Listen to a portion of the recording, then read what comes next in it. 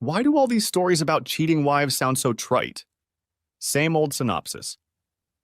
I came home early, found an email, caught her with her lover at the office Christmas party, happened to drive by the motel, and saw her car parked outside the room. There must be other ways in which a cuckold husband finds out about his wife's infidelity. At least you would think so. But maybe not.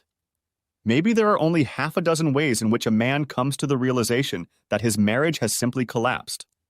I know that in my case, I was so in love with my wife of 10 years that it took a lightning strike for me to realize what had been going on between my wife and her lover for the past 6 months. I had no idea. Shannon and I met in college our sophomore year, and we were immediately attracted to each other. She had rich blonde hair and blue eyes, a beautiful face, and a slender body with long legs. In short, she was perfect, at least to me. But for all that there was about her, I fell in love with her at first sight. She was smart, simpering, and fun.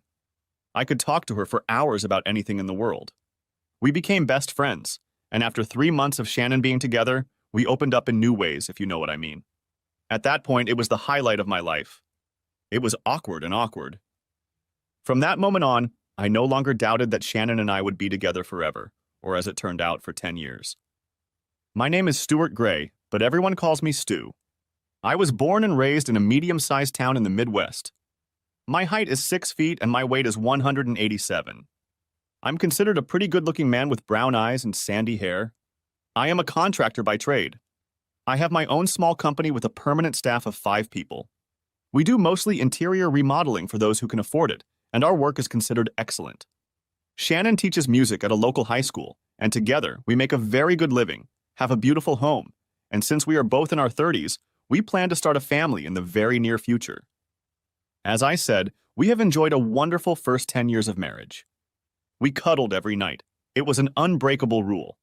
And every morning when I woke up next to Shannon, I marveled at how beautiful she was and how lucky I was to have her as my wife. I can honestly say that while I would rather live every day with her, if I had to give my life for her, I would do so without hesitation. I probably should have made that last statement in the past tense, as something so unexpected and emotionally overwhelming happened to me unexpectedly that I still to this day cannot say I have fully recovered from it. As a contractor in the Midwest, most of our work is in the spring, summer, and fall. People just don't like the interior of their homes being torn apart when it's 5 degrees outside and there's 3 feet of snow on the ground. So Shannon and I's vacations usually fell during the Christmas and New Year's vacations, as well as spring break.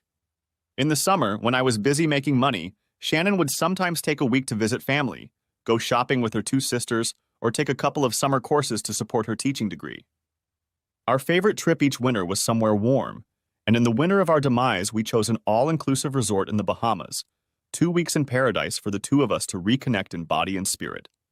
However, I soon discovered how misguided that thought was. First of all, I should explain that before Shannon and I boarded the plane in Minneapolis, not only did I have no idea, but I would have called you a liar and spit in your face if you dared to hint that there was anything wrong with our marriage. We were the perfect couple, so madly in love and deeply connected in every way that it felt as if the 2 of us were one person fused in 2 bodies. Our union was so strong that nothing in heaven or earth could come between us. I guess I had forgotten that there was a hell too, and though I didn't know it at the time, I was standing on the edge of the abyss, ready to fall into the molten abyss. The first time I felt something was wrong was when I went through security at the Minneapolis, St. Paul International Airport. The line was long, a lot of people trying to change from extreme cold to tropical warmth, and as Shannon and I waited in line to go through the scanners, I noticed the man in line next to us look at Shannon. It wasn't unusual. My wife is a flamboyant woman, and men often cast slightly lustful glances at her, but this looked different, like he was trying to get her attention. I wanted to know more, so I pretended to look at my boarding pass while I watched the guy out of the corner of my eye. His glances in her direction were furtive, to say the least, and then I caught it. A quick glance from Shannon to him, and a barely perceptible flick of her hand, as if she were saying, "Not now." He smiled, nodded, and I nearly lost my breakfast. I was stunned. It was then I realized that these 2 knew each other. How well, I didn't know, but that knowledge served as a red flag. As we went through security, I watched them closely, and neither of them made any further attempt to make contact. I know I had become very quiet, but Shannon somehow didn't notice it, Apparently her thoughts were preoccupied with something else. I had hoped that this man, whoever he was not on our plane, but as we boarded and took our seats, I saw that I was mistaken. He was sitting in an aisle seat about 15 rows in front of us. Another thing that struck me as odd was that Shannon decided she wanted an aisle seat in our row. That never happens. She always wants to sit by the window, but not this time. I asked her what was the matter, since I had reserved a window seat for her in advance, giving myself a middle seat. But she simply said that she didn't like her breakfast and didn't want to bother anyone if she needed to use the restroom. I asked the woman sitting in the aisle seat if she would mind taking the window seat, and when I explained that my wife had stomach problems, she readily agreed, and the exchange was made. I don't usually have trouble sleeping on an airplane, and the long flight between Minneapolis and Miami would have given me the opportunity to do so. But in my heightened state of anxiety, there was no way I was going to sleep on this flight, even though I was going to pretend to. We stowed our bags in the overhead garbage can, and Shannon put her purse under the seat in front of her. Once we were in the air, I pulled out my Twins baseball cap, pulled it over my forehead, and pretended to fall asleep. I left myself enough room to keep an eye on Shannon, and after 15 minutes, she looked up at me, and after making sure I was asleep, got up and headed down the aisle toward the restrooms. I moved to my seat so I could see the full length of the aisle, and noticed that as she passed the seat occupied by what I now assumed was her acquaintance, she reached out as if to hold on and lightly touched the guy's shoulder. Further proof that there was something between them, and it wasn't all coincidental. I noted that they didn't look at each other, and Shannon headed for the restroom. When she came out a few minutes later, she looked right at him, and he stood up and walked over to her. When they met in the aisle, instead of one of them turning aside so the other could pass, they found themselves face to face and stopped for a moment. He put his hand on her waist and she spoke to him. They both smiled warmly, and as she continued on to her aisle seat. That was all I needed to realize, that these two had known each other for a while and were obviously close on some level. At the same time, the realization hit me like a ton of bricks that my wonderful marriage was in real jeopardy and could very well end. I was suddenly so irritated that I had to turn away from Shannon as she sat down and buckled her seatbelt. How could she do this to me, to us? How long had this been going on? Who was this person, and how far had their relationship gone? For the rest of the flight, I tried to make sense of everything I had seen and prayed that when we transferred to our flight to Nassau, he wouldn't be on it. But somehow I knew he would be. Much to my dismay, I turned out to be right. As soon as Shannon and I boarded the plane, I saw him sitting 5 rows behind us. He was reading the in-flight magazine and paid no attention to us as we took our seats. Shannon, who was obviously no longer plagued by stomach problems, took her usual seat by the window.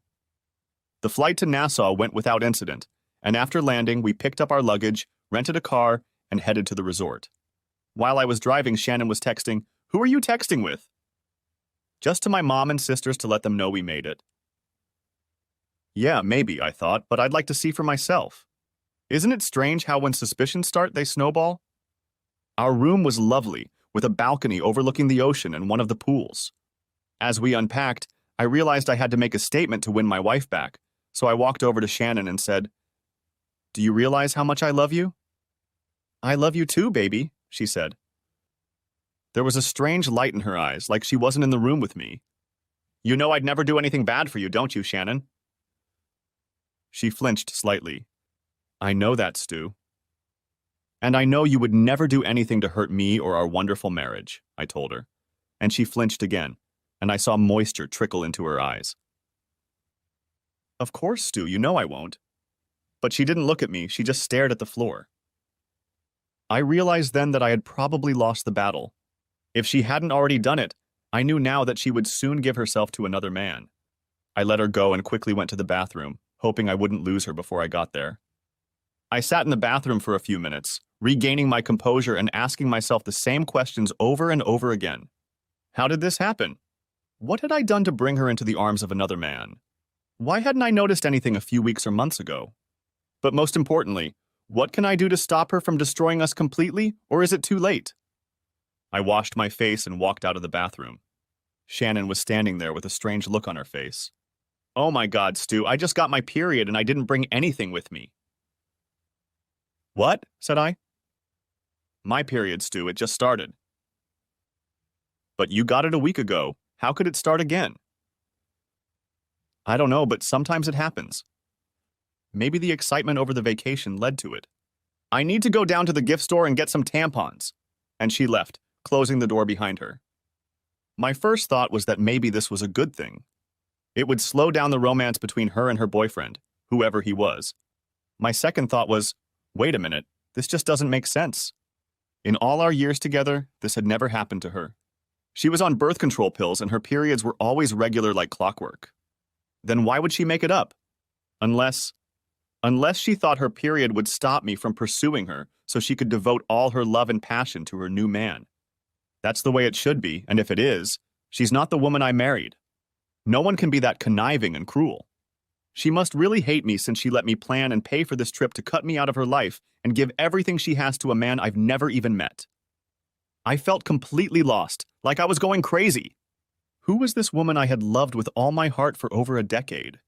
As I looked around the room, I saw that she had left her cell phone next to the TV.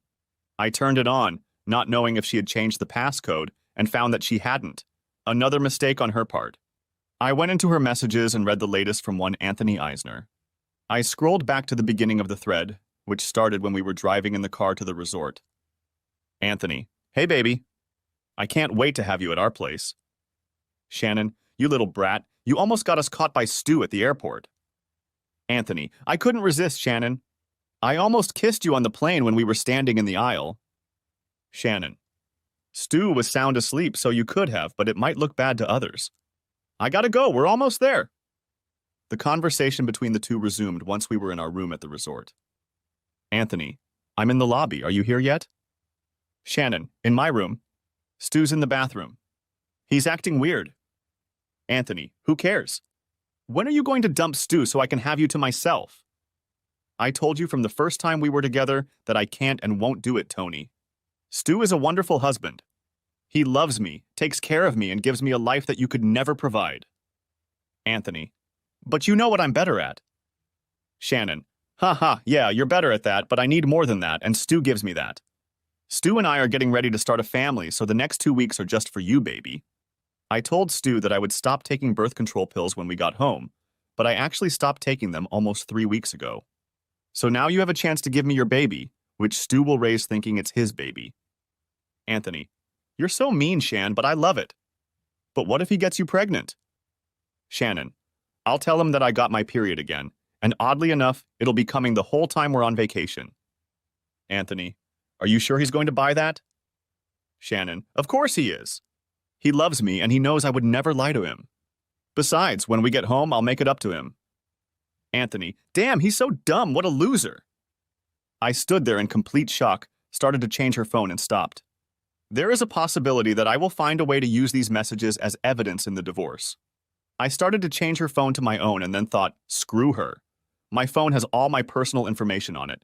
She made this mess on her own. Let her try to find a way out of it, so I kept both of our phones. I figured it wouldn't take her long to realize her phone was missing, but by then I'd be long gone. I could feel the bile rising in my throat, causing me to gag. I walked over to the window and looked out at the beautiful Caribbean Sea. 8 hours ago, I was the happiest man on earth, preparing for 2 weeks of romance under the tropical sun with the love of my life, my wife, my soulmate, and now my world was crumbling around me. I had never felt so alone, overwhelmed, and angry in my life. I wanted to hurt them both, to destroy them for making such a pathetic fool of me. Thankfully, the rational side of my brain gradually took over. Divorce was a sure thing. There was no way I would stay with the cheating wife who was my loving wife. But I wanted more than that. I wanted revenge. Looking out the window, I happened to glance at the pool and there they were, arms wrapped tightly around each other. I wanted to throw up, but instead I took a deep breath and grabbed my DVR, which I had bought specifically for this trip, but was now using it to record their actions. I guess while Shannon was unpacking, she never bothered to look out the window of our room, or she would have noticed the pool in plain sight. The camera had a decent zoom, so I was able to get some good close-ups. I hated looking at it, but I would use it against them later. I needed a plan, and fast, but my stomach was cramping and my brain was blocked. Then it occurred to me how she was going to spend time with her lover if I was around. They must have a plan to keep me occupied while the two of them are together. While I was thinking about it, a simple thought occurred to me. Shannon wanted to spend 2 weeks with her lover Anthony to get her pregnant, and I wanted revenge.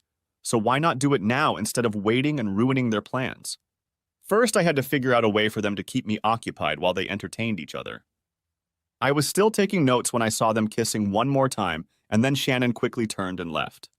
She would be back in our room any minute, and I needed to get my emotions under control. So I went back into the bathroom and started the shower to try and relax. If she asked why, I would just say it was to help me relax after the flight, and I wanted to get rid of the airplane smell.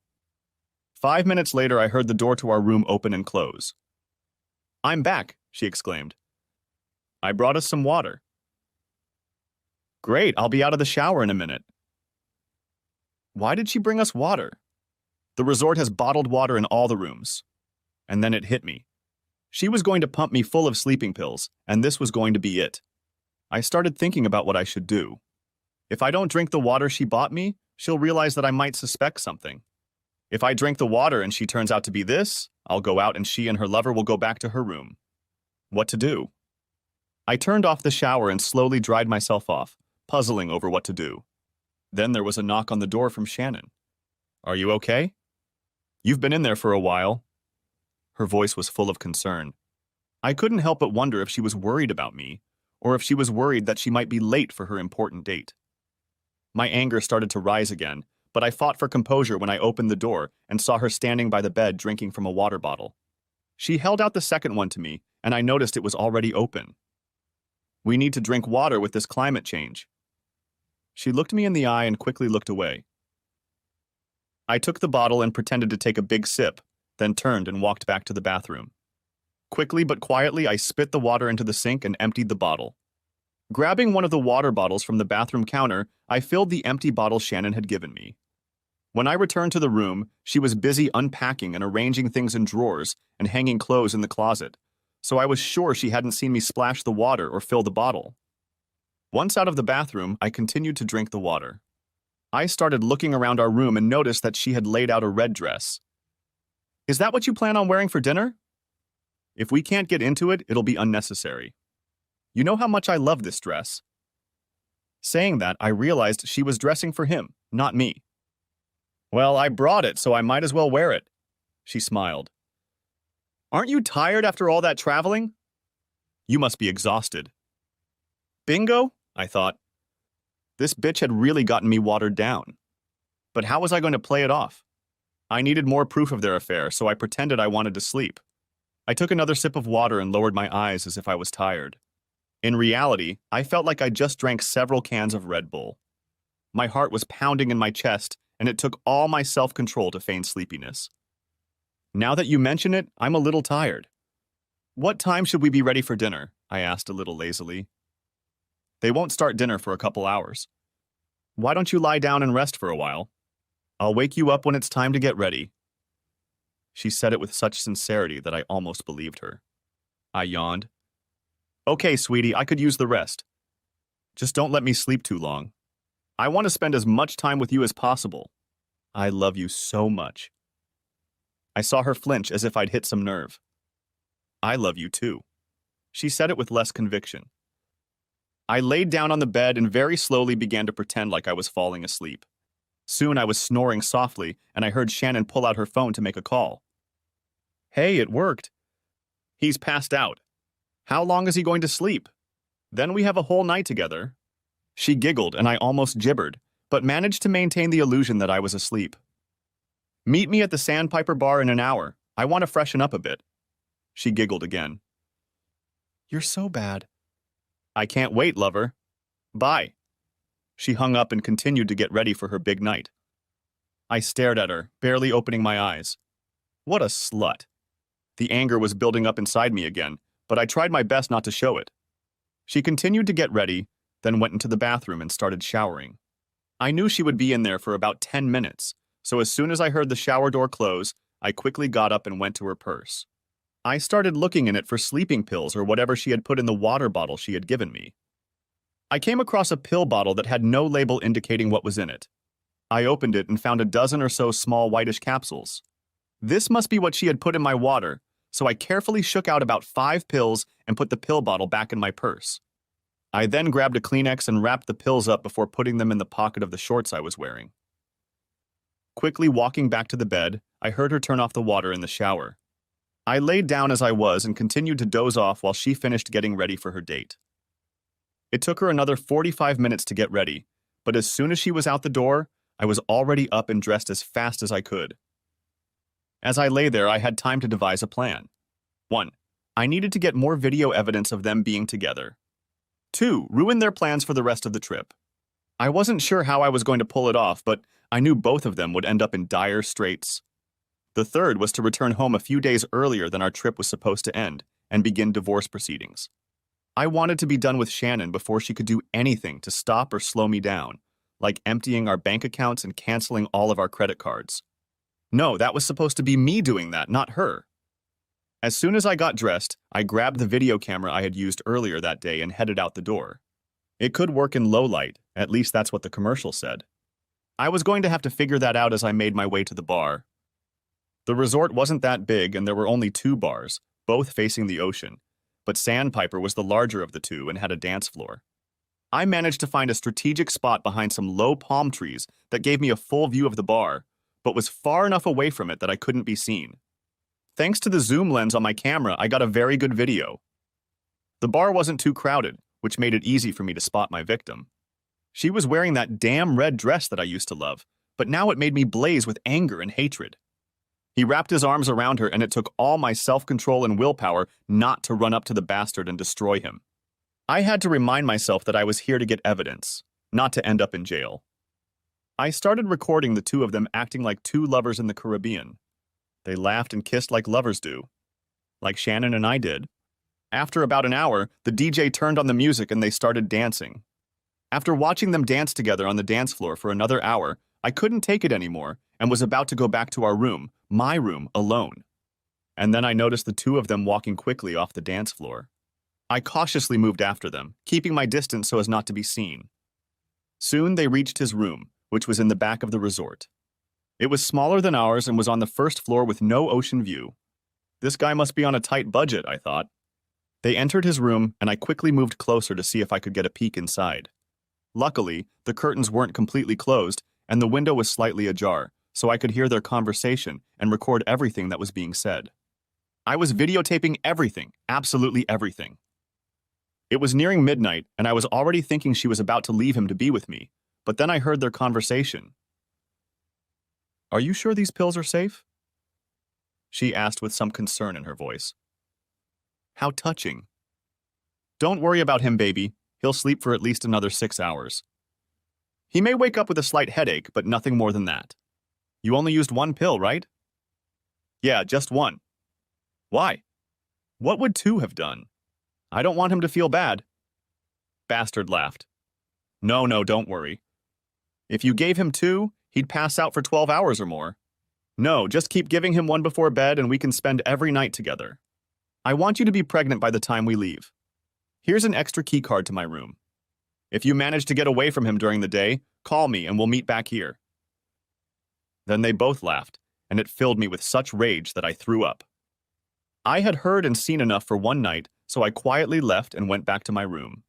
Now I had to plan how to destroy them both and make them feel the pain they had caused me. It was clear that she was going to try to spend every night with him, so the first thing I was going to do was change those plans. Back in my room, I went over what I had written down. As hard as it was to look at, I began to put together a plan that I hoped would completely ruin their fun. First, I had to figure out how to separate them so I could peek at the boy in love and find out what he was up to. I decided to take him alone, maybe even give them water like Shannon did to me, and then beat the shit out of him while he was unconscious. He wouldn't be able to identify his attacker, and that way I could walk away from scot-free. Now the question was, how do I get those 2 apart? And that's when I came up with the idea of giving Shannon a spa day. There was a spa at the resort that offered massages, facials, and even makeup. It would be easy to buy a package deal and give it to her as a gift to show her how much I loved her. If she tried to refuse, I would tell her the money was non-refundable and put a huge guilt trip on her to get her to go like she has done with me in the past. There's no way she could not accept my gift, and it would keep her busy for at least a couple hours. That would give me plenty of time to give my lover the whipping he so deserved. I changed into shorts and went back to bed. As I lay there sleepless, all I could think about was the 2 of them together and how I was going to kick that bastard's ass. It was about 5 in the morning when Shannon finally came back into the room. She quietly changed her clothes and then climbed into bed and snuggled up against me. I felt like pushing her away again, but I remained still, as if I were asleep, and waited for the right moment to wake up. A little after 7 in the morning, I started to move and slowly pretended to wake up. Shannon was sound asleep, so I got up and took a quick shower and then went in search of a spa. I was hoping they would be open early so I could get her a package that would keep her occupied long enough for me to get some things done. I also wanted to see if I could catch a flight home late the next morning or early afternoon. It didn't take me long at all to find the spa, and seeing that it was open, I went inside to see what they were offering in the way of package deals. There was a pleasant young woman behind the counter who helped me choose a package deal. I was more interested in how long the treatments would take rather than what they were for. After choosing a package that lasted about 3 hours, I asked what was the earliest time she could book it for. The woman checked her computer and said 2 p.m. was the first available time she had. I thought about it for a while and then decided to grab a package and surprise my wife. With that done, I headed out to check out the grounds, figuring that Shannon needed some sleep since the previous night spent with her lover had probably exhausted her. Around 9 in the morning, I returned to the room and found her still sound asleep, so I rummaged through her purse and found her cell phone. I checked her text messages and read one from him that he had sent in the last hour. Anthony, you were great last night. Any chance of getting away from Stu to have some fun during the day? My anger was coming back, but I held it back. I was good at it, but now I knew the end was near. Shannon hissed, and I put the phone down and kissed her forehead gently. Good morning, sleepyhead. I'm sorry about last night, for falling asleep like that and ruining our dinner plans, but I have a surprise for you. She smiled and yawned. What kind of surprise? I booked you a spa day to apologize for last night and to show you how much I love you. Even in my drowsy state, I saw her flinch slightly, and there was uncertainty in her eyes. At that moment, I realized that she was doubting if she really loved me. I looked into her eyes. Is everything okay? You don't like my gift? Oh no, I love it. I just wish you had asked me first. She smiled weakly. If I had, it wouldn't have been much of a surprise. Look, it's not like you have to run to the spa right now. I made a reservation for 2 p.m. so we can spend time together. Okay? She nodded. You're very thoughtful, thank you. When she kissed my cheek, I thought I could smell sailors in her breath. What a lying little slut. Well, why don't you get cleaned up and we'll go to breakfast? I got out of bed as she sat up. Then she got out of bed, grabbed her purse, and went to the bathroom. I knew what she was up to, but I didn't want to make her suspicious, so I went to look out the window and saw a curious sight. Anthony was sitting by the pool chatting with a couple of young women, looking at his phone. Then I saw him typing and suddenly put his phone away. She must have told him about my unexpected gift, but he didn't seem too upset about it. His attention soon returned to the 2 women, and they seemed to be laughing merrily at something one of them had said. Then he made a gesture with his hand, and the 3 of them walked out of my sight. It occurred to me that maybe Anthony was making backup plans in case Shannon couldn't make it to have a little fun after lunch. That could prove to be very helpful. About an hour later, Shannon and I were standing at the buffet table filling our plates. More specifically, I was filling my plate and she had fruit and coffee. Not hungry, baby? Are you on your period? I asked. Yeah, I guess so. I don't feel like eating at all. She looked away. I couldn't help but wonder what Anthony had written in his message, because it seemed to bother her. It didn't matter, though, because my plan seemed to have had the desired effect on them, or at least on her. After breakfast, we decided to take a walk on the beach and look at the ocean. I brought my camera with me and took pictures of the beach, the palm trees, and Shannon. She would smile politely and I would make remarks like how beautiful she was and what a great mom she would be. Then she would flinch, uncertainty and guilt appearing on her face. What's wrong, baby? Are you okay? I knew she was starting to gnaw at me with guilt. No, I'm fine, just a little tired. Do you mind if I go back to the room and take a nap before hitting the spa? Sure, no problem. I know it's no fun being on vacation and having your period at the same time. Go lie down and after your spa treatments, I'll be waiting for you in your room. I'm sure it will do you good. She turned and walked back towards the spa without even kissing me goodbye.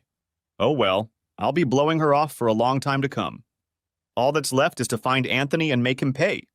As I continued walking down the beach, immersed in my thoughts, I saw two couples walking towards me. In the women, I recognized the ones I had talked to Anthony in the morning.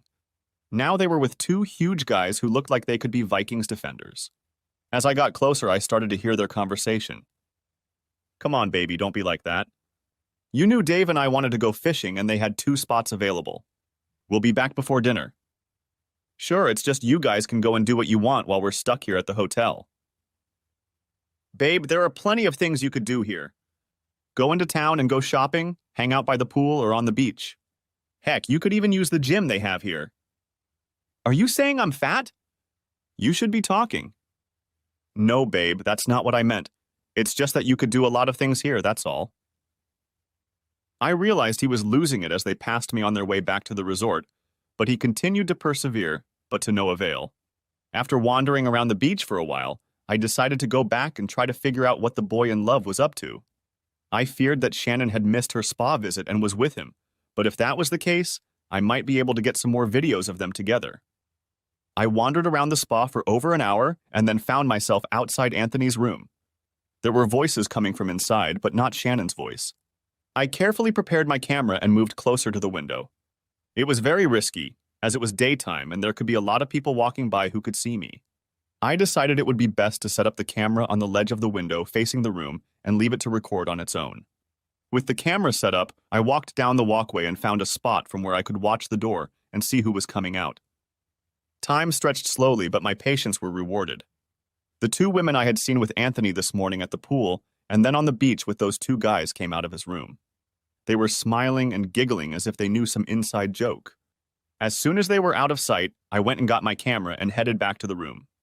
Shannon wouldn't be back from her spa treatments until an hour later, so I had time to review what I had recorded. As soon as I got back to the room, I pulled out my laptop and downloaded all the videos I had recorded since we arrived.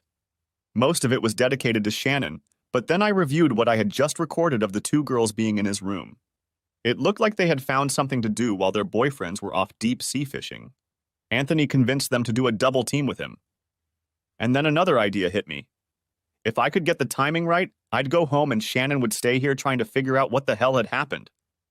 I knew she'd probably try to give me water again tonight, so I'd repeat the performance and let her think I was knocked out. Then, with any luck, she'd meet Anthony at the bar, dance and have a drink, and then go back to her room.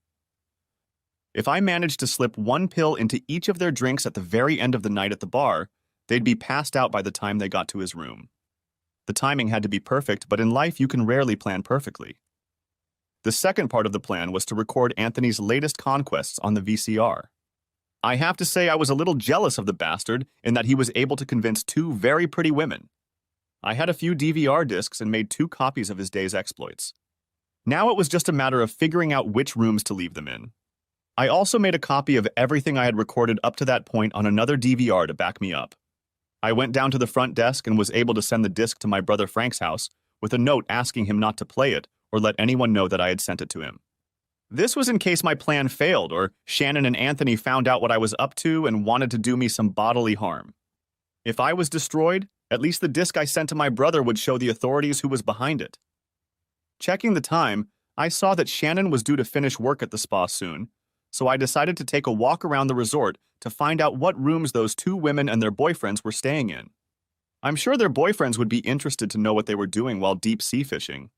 Soon I saw the 2 women I was looking for walking away from the pool, both holding towels. As I followed them, I realized they were heading to their rooms, and sure enough, I saw that they went into separate rooms next to each other. That saved me from one part of my plan. Now, if everything coincided and Shannon and Anthony followed the same pattern as the night before, I could completely screw up the rest of the trip by tomorrow morning. I went back to the room to call the airline to find out when the earliest flight for the next morning would be. The most I was able to find out was 10 a.m., which was later than I had hoped, but I booked my ticket anyway. I then went back to the front desk and informed them that my wife and I had to leave the next morning for family reasons, and that we would be leaving at 8 a.m. They sympathized and wished me the best. I thanked them and returned to the room. I was now firmly committed to my plan, no matter what. If things didn't go as I hoped, I would still jump on a plane in the morning and be home before Shannon. At least I'd be able to mess her up before she got back, But if by some miracle things went according to plan, she'd be stuck here for a few days, maybe weeks, before she got home, and that would give me time to really screw her over. The plan was pretty simple. First, let Shannon think her water plan worked and pretend to fall asleep so she and Anthony could spend the evening together. Second, I'll head to the bar again, watching them and waiting for the opportune moment to slip the stuff Shannon tried to use on me into their drinks. If I time it right, they should pass out right before they get to his room, or as soon as they're in it. Again, the timing should be perfect. Third, once they're in the room, I'll get in there, move Shannon back to our room, and then go back and take everything Anthony had from him. I started taking off his wallet, cash, passport, credit cards, clothes, everything he took with him on the trip. Then I found the rooms of the two women Anthony had been doing it with earlier in the day and slipped the DVR discs under their door, hoping one of their boyfriends would see them first and play them back. I'm sure they wouldn't be too happy to see what their girlfriends had been up to while they were out. Anthony's room number is clearly labeled on the video, so I'm sure they'll have no problem finding it. Fifth, do to Shannon what I did to Anthony. Take everything she took with her on the trip and leave her with just the clothes on her back and her purse. I would leave a little note in her empty purse so she would know who was to blame. So everything was ready, and now all I had to do was wait for the players to do their thing. Shannon returned to the room at 5:30 p.m., looking more relaxed and radiant than ever before. It pained me to think that she had ruined our marriage and that I would never be with this beautiful woman again. Stu, thank you so much for the spa day. It was amazing. I feel like a brand new woman. She was really glowing. I'm so glad you enjoyed it.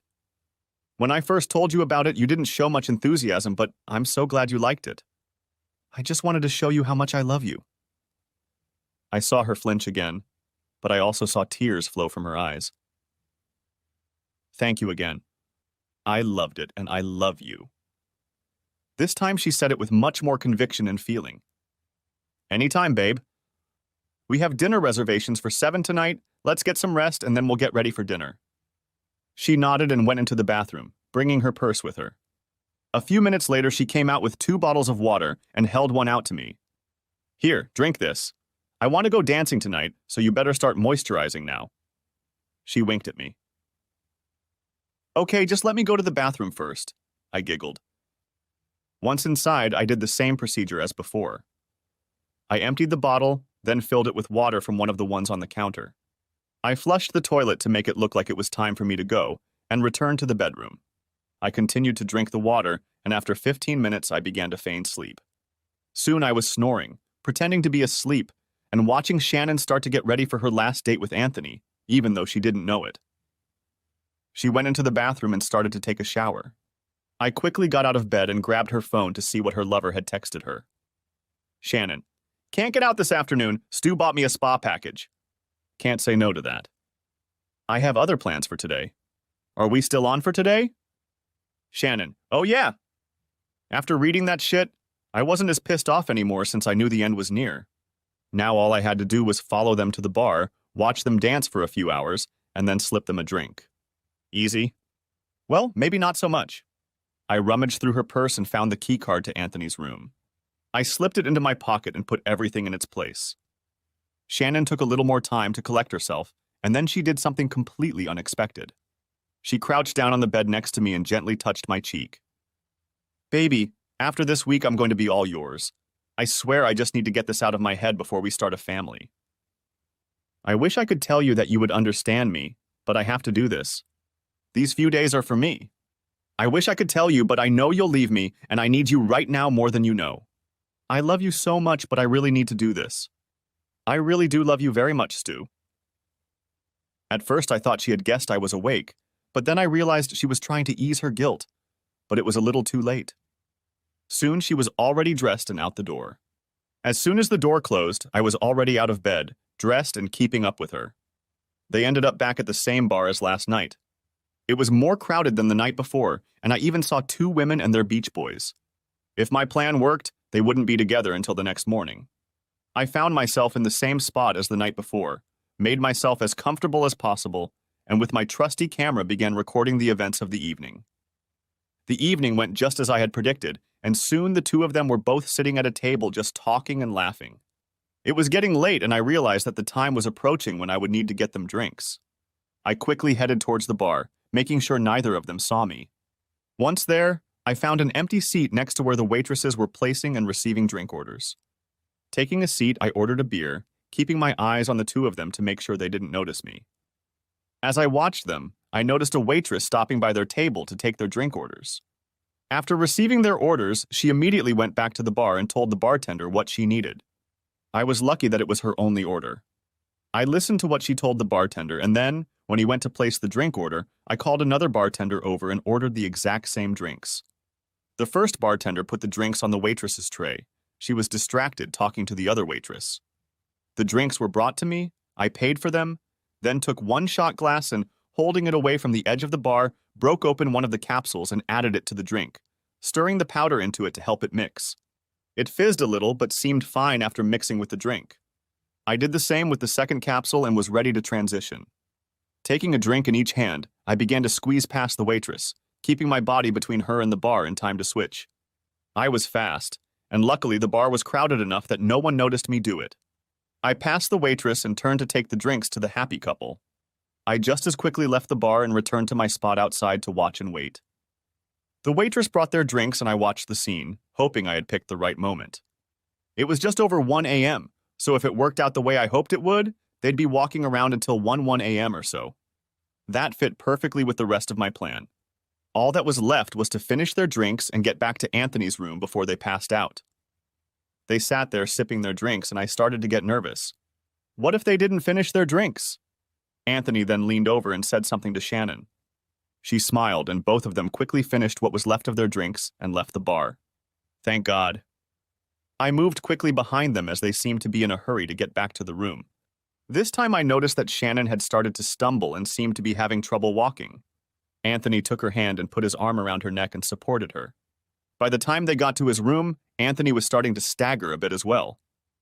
By the time they got to his door, she could barely stand on her feet, and he was getting more and more wobbly. He fumbled for the key card, and after a few feeble attempts, he was able to open the door and staggered into the room. The door closed.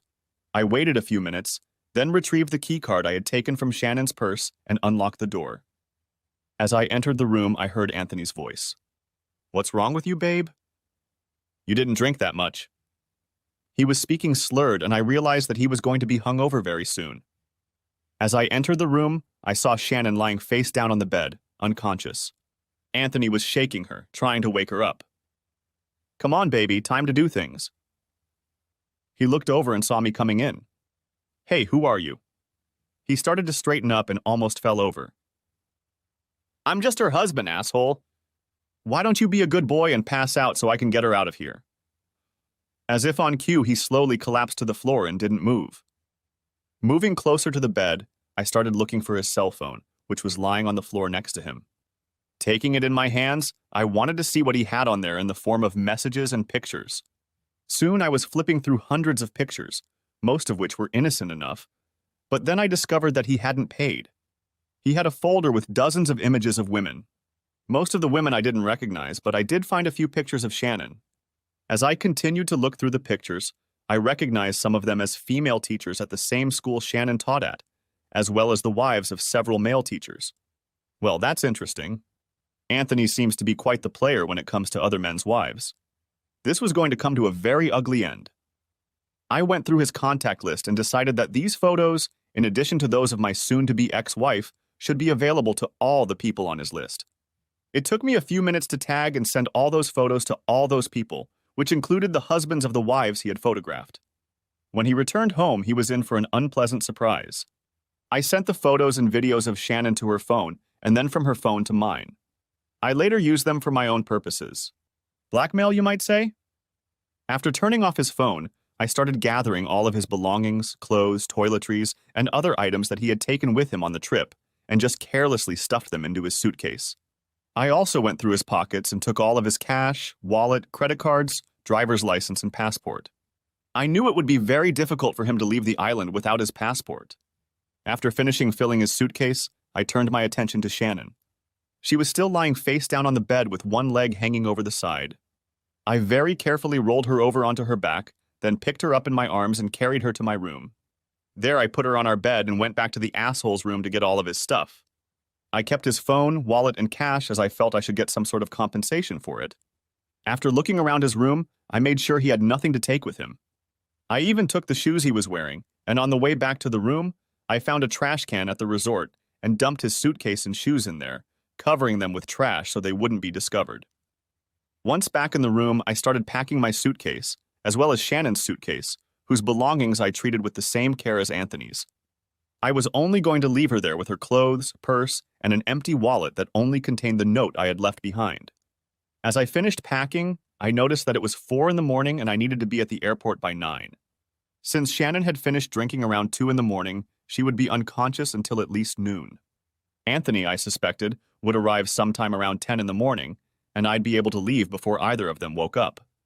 There was one more thing to do. As I left the room, I grabbed the 2 DVR discs I had created earlier and headed straight for the rooms where the 2 women and their boyfriends were staying. Very quietly and quickly, I slid the disc under the door of each of them and then went back to my room. There I looked at a peacefully sleeping Shannon lying on the bed, and I was overcome with a feeling of immense loss and sadness. I wanted so badly to start a family with her, but she had other plans and I couldn't forgive her. Going around the room, I made sure I had packed everything. Then I picked up Shannon's suitcase and went back to the same dumpster where I had thrown Anthony's suitcase and her Vipers.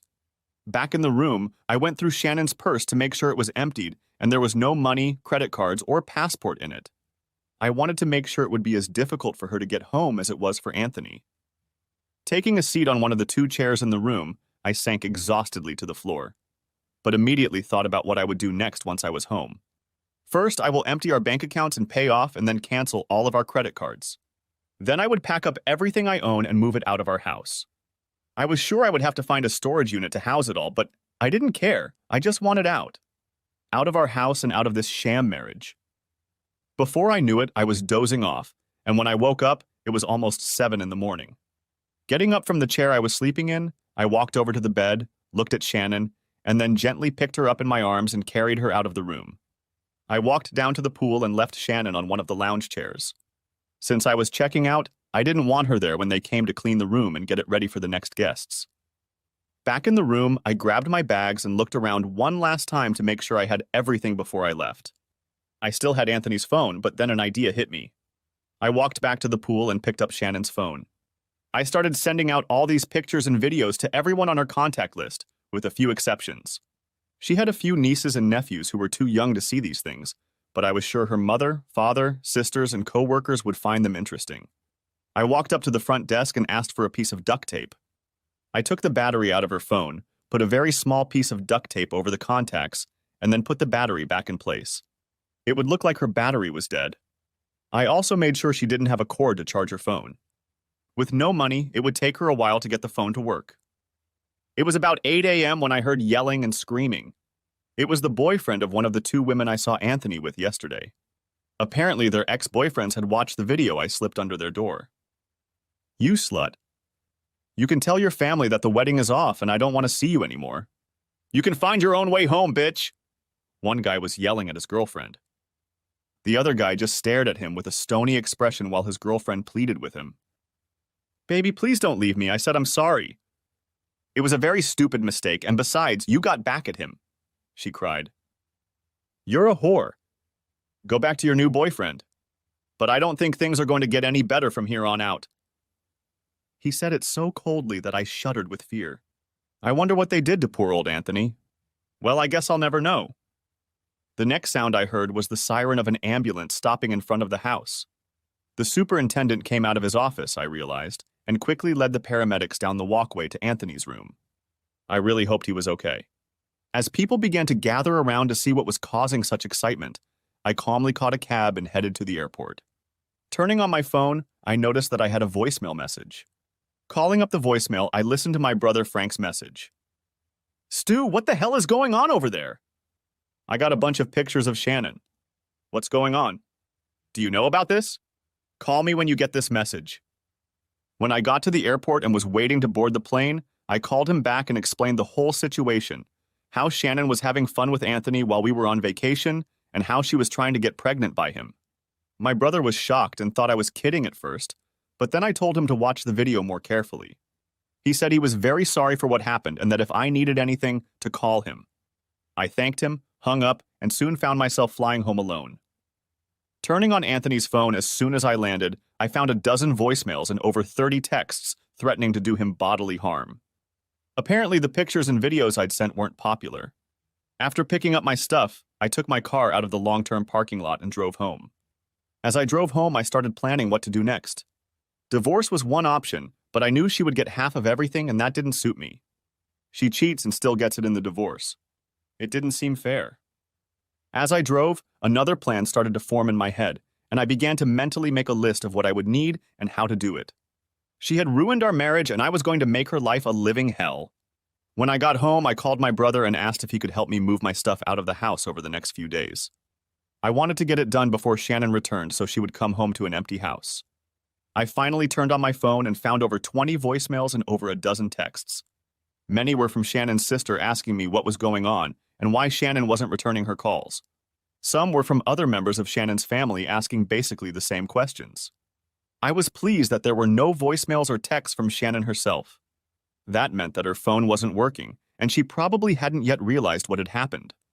I smiled as I imagined her finally getting her phone working and then seeing all the text and voice messages asking about the pictures and videos she had sent from her phone. She was in for a very unpleasant surprise. The first thing I did was cancel all of our credit cards and transfer all of the money from our joint bank account to my personal account. Then I started packing up all my clothes and other personal items I wanted to keep. All the gifts Shannon had brought me over the years were going in the trash unless they were worth something. Then I would either sell them online or find a pawn shop. My home phone was disconnected as soon as I got home, so anyone who tried to contact me had to call my cell phone. It was about 11 p.m. when I finally looked at my phone and saw several messages and voicemails from Shannon. It looked like she was able to get her phone working again. The first few messages were, "Where are you? Why did you leave and leave me here? Are you okay? I think I've been robbed."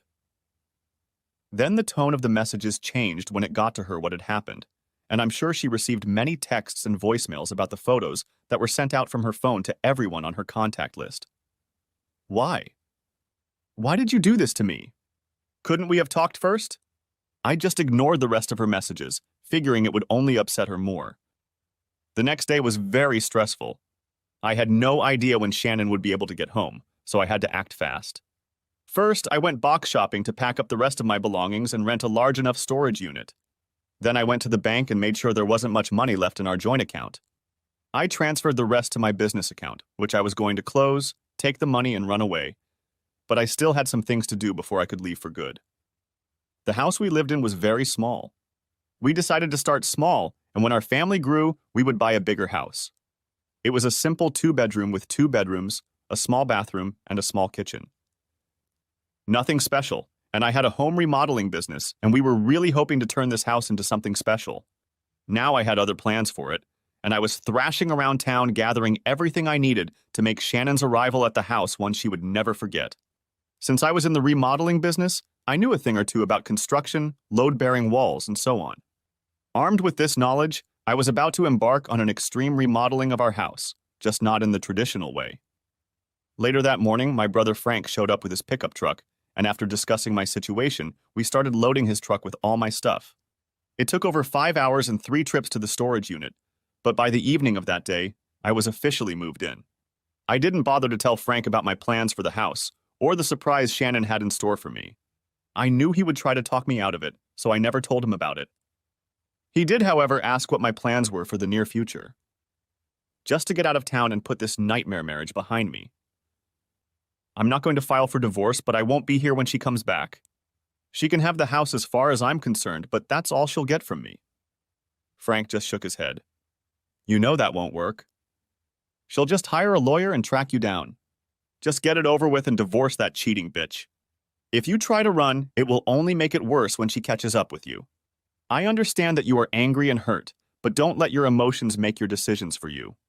Pull yourself together, get a lawyer, and give her half. No. That bitch cheated on me and tried to have a baby with that asshole, and then was going to pass it off as mine. She doesn't deserve anything, and that's exactly what she's going to get. See, I'm not going to divorce her. Oh no. I'm just going to leave her with no money in the bank and with all her dirty laundry on display. Frank knew it was useless to try to change my mind. I tend to be stubborn, and there's little that can change my mind when I'm in this state. He left, but not before telling me to think it over and not to do anything rash. I had thought it over from the moment I saw her kissing her lover. Now it was time to put my plan into action. I started work on the house that night and worked until morning. I still didn't know when Shannon would be back, so I had to work fast. One thing that played in my favor was the snow. It looked like another big storm was coming, which had forced the closure of several major airports. Flights back and forth would be canceled, giving me more time to put the finishing touches on my remodeling project. Another positive side to this storm is the extra 8 to 12 inches of snow it brought.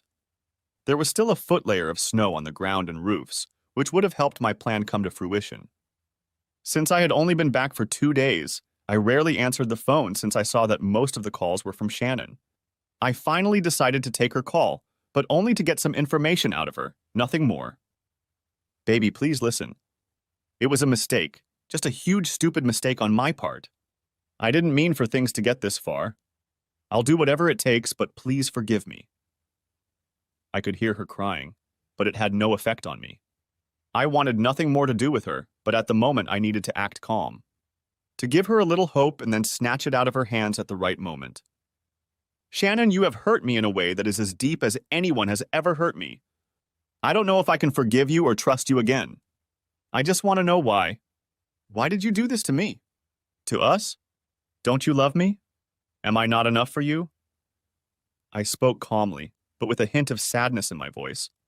I actually wanted to scream into the phone that she was just a whore and a slut that I never wanted to see again. I had to let her know that we had a chance to be together again. Baby, please let me explain. It meant nothing and he meant nothing.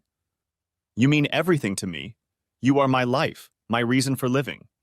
Please, oh God, forgive me. She burst into tears. I waited a few minutes and then I said, Baby, I just don't know. I loved you, but you broke my heart. I don't think we can fix it.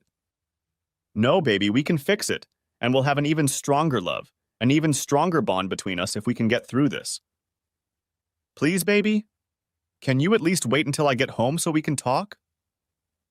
I could hear the desperation in her voice. I don't know. When are you coming back? Well, there's one problem.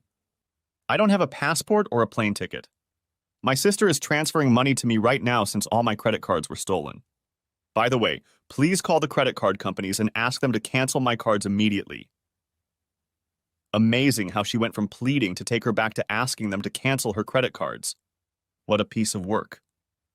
Okay, I'll do it right now. So you don't know when you'll be home? In a few days, I think.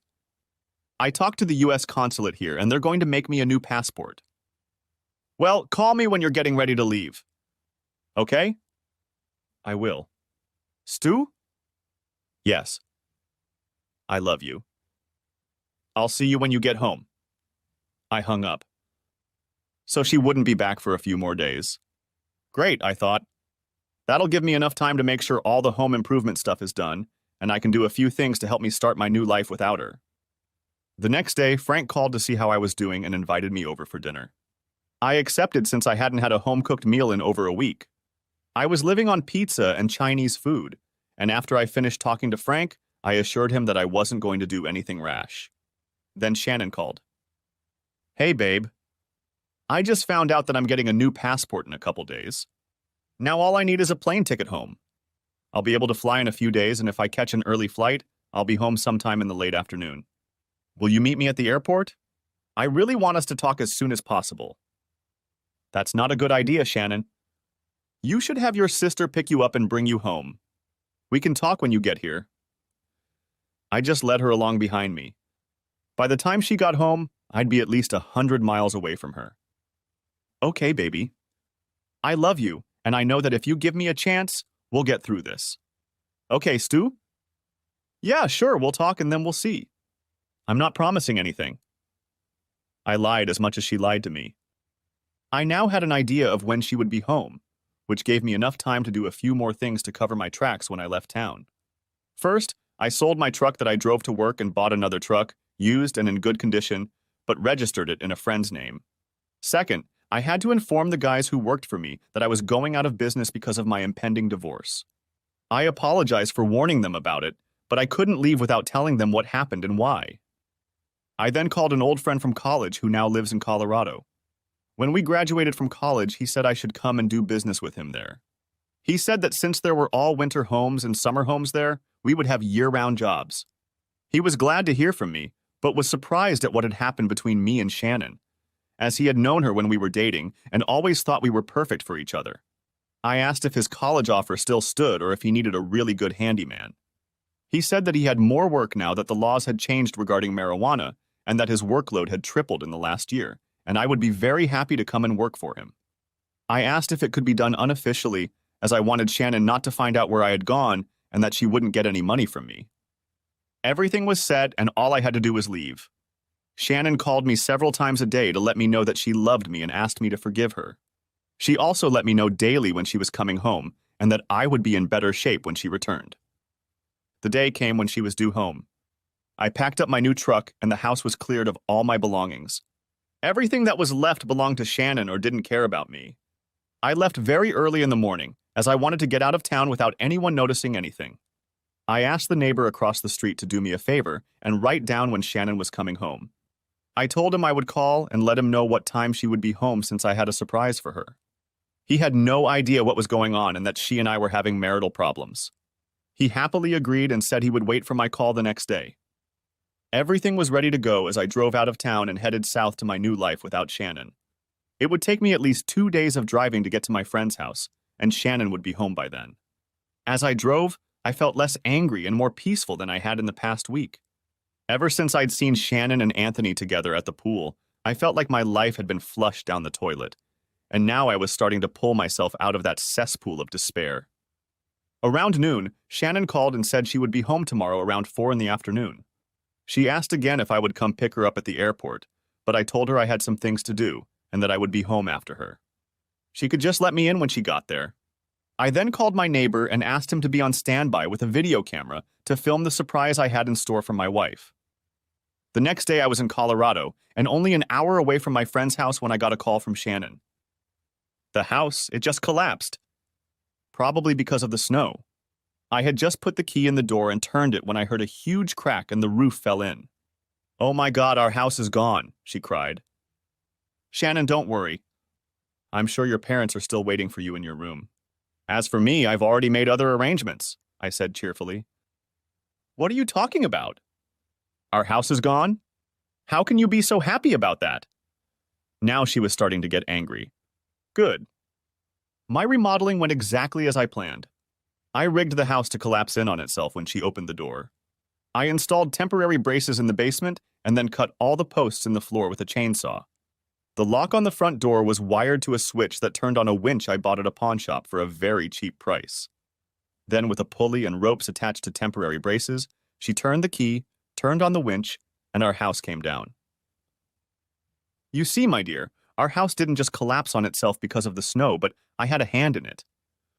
You see, I did to our house what you did to our marriage. Good luck finding a new place to live. As for me, I'm almost to my new home. At that point, I left her and called my neighbor. "Stu, you won't believe what just happened. Your house just collapsed. It probably couldn't handle all that snow, but I guess there wasn't much of it. At least not enough to do that much damage. I videotaped the whole thing, and thankfully your wife is okay. She was trying to open the door when it happened, and then like bang, and she just fell on top of herself." He was so excited. I asked him to email me the video when he had a chance, and I wanted to keep a copy of it. After talking to him, I disconnected my phone and continued on my way to my new life. Epilogue. It's been almost 3 years now, and I've settled into a comfortable life here in Colorado. I keep in touch with a few friends in Minnesota and keep up with what's going on. I didn't want to contact family members directly, as I was sure they would let Shannon know where I was living. It seems Shannon got her wish and was pregnant with Anthony's baby. For a while, she told everyone that he was mine, and I couldn't be a father and would run away like a coward. Even my mother believed her because she wanted a grandchild. I contacted a friend who in turn contacted my brother and told him to get Shannon to do a DNA test on the baby and my brother. If I was a distant relative, I would have a close match with my brother. If I wasn't distant, there would be no match. Like an idiot, she agreed. The results came back and my mother kicked her out of the house, yelling at her to never show up on the doorstep with that child of hers. As for Anthony, it seems he took quite a beating from those two guys at the resort and was in the hospital for over a week before he could get home. When he finally made it home, there were several other gentlemen, or should I say ex-husbands, waiting for him to add what those two guys didn't add. He has since left town for parts unknown, but rumor has it that he can't do it anymore. Looks like his days as a player are over.